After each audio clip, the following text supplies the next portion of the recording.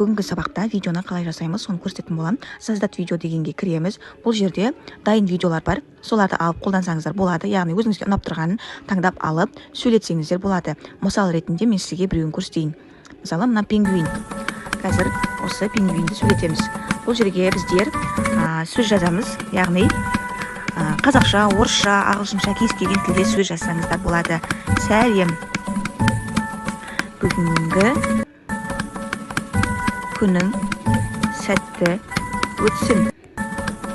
Сау бол. Осылай текст жазып жібереміз өзіңізге керекті. Бұл жерде процент толады 100-ге, 100-ге толғаннан кейін сіздің видеоңыз дайын болады. Әдемі қылып сөйлетіп жасап береді. Сәлем, бүгінгі күнің сәтті өтсін. Сау бол.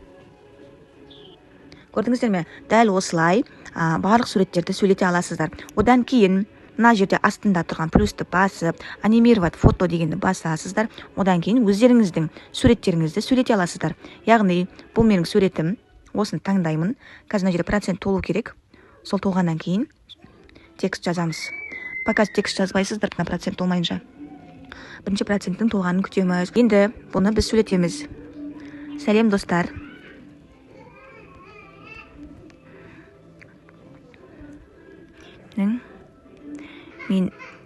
Менің есімім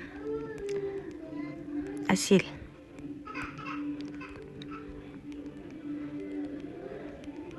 Осылай жазып жібереміз.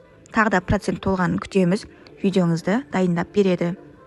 Сәлем достар, менің есімім Әсел, танысқаныма қуаныштымын. Осылай кез келген видеоны сөйлете аласыздар.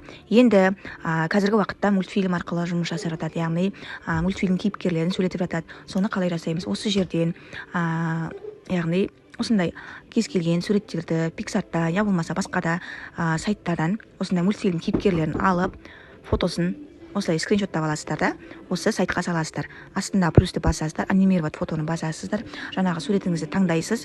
Одан кейін проценттің толғанын күтесіз, одан кейін астына дайын текстіңізді жазасыз. Содан кейін сіздің видеоңызды дайындап береді. Мен Машамын, мені барлық балалар жақсы көреді деп жазып, өзіңізге осылай қалаған текстіңізді жазып, сөйлетіп аласыздар.